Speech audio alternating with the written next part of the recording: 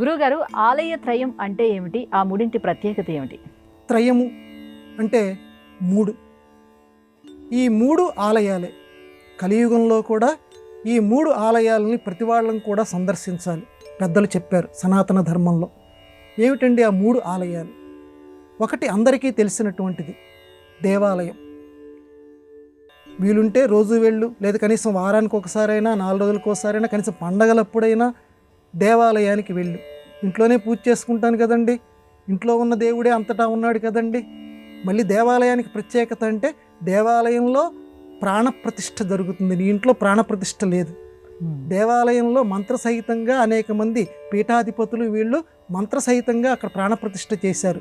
కాబట్టి నీకు అది మంచి విలువనిస్తుంది, నీకు చక్కటి ఫలితాన్ని అందచేస్తుంది. కాబట్టి ఆ విగ్రహం ఉన్నటువంటి ఆ ప్రాణప్రతిష్ఠ జరిగినటువంటి అమ్మవారికో అయ్యవారికో నువ్వు నమస్కారం చేసుకోవటానికి నీకు వీలున్నప్పుడల్లా సందర్శించు. ఇంకొకటి, మహానుభావులు అనేక మంది సందర్శించటం వల్ల వారి పాదధూళితోటి పవిత్రమవుతుంది ఆ స్థలం కూడా. కాబట్టి దేవాలయాన్ని ప్రతి వాళ్ళు సందర్శించాలి. ఒకటి దేవాలయం. రెండవది గ్రంథాలయం.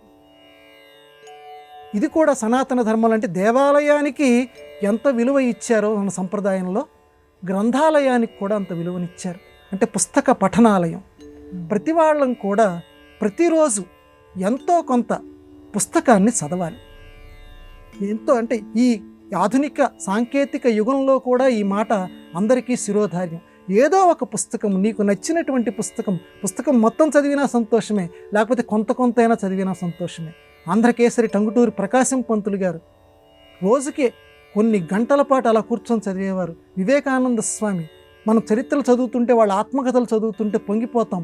అన్ని పుస్తకాలు చదివారు కాబట్టే ఆ పుస్తక సారంతో వాళ్ళు అనర్గళంగా మాట్లాడగలిగారు. లోకానికి అంత విజ్ఞాన సంపదని పంచిపెట్టారు. ఎంతోమంది మహానుభావులు పుస్తకాలు చదివి గొప్పవాళ్ళు అయ్యారు. అటువంటి గొప్పవాళ్ళు రాసినటువంటి పుస్తకాలు, ఆ పుస్తకాలకి మనం నమస్కారం చేసుకుంటూ ఎంతో కొంత పుస్తకాలు చదవాలి. ఆ పుస్తక ఆలయాలు కూడా సరస్వతీ దేవాలయాల కింద భావించి వాటికి మనం ప్రోత్సాహం ఇవ్వమంది సనాతన సంప్రదాయం. ఇక మూడవది విద్యాలయం. విద్యాలయము అంటే అది పాఠశాల కావచ్చు, కళాశాల కావచ్చు, విశ్వవిద్యాలయం కావచ్చు, ఏదైనా కావచ్చు. ఈ దేవాలయం ఎటువంటిదో, గ్రంథాలయం ఎటువంటిదో, విద్యాలయం కూడా అటువంటిదే. విద్యకి ఆలయం, కానీ విద్యని లయం చేయకూడదు. లయం అంటే నాశనం. విద్యాలయంలో విద్యకి ఎప్పుడూ నాశనం జరగకూడదు.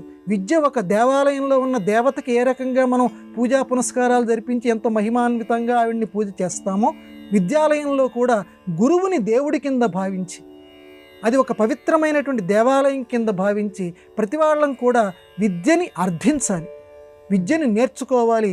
అంత వినయశీలంతో ఉండాలి. వంగినటువంటి స్వభావం. వినయశీలం అంటే గురువే నాకంటే అధికుడు, ఆ గురువుగారికి ఏం తెలుసు, ఆయనకంటే నాకెక్కువ సాంకేతికత పరిజ్ఞానం వచ్చు అని ఏనాడు కూడా భావించకూడదు ఏ విద్యార్థి కూడా.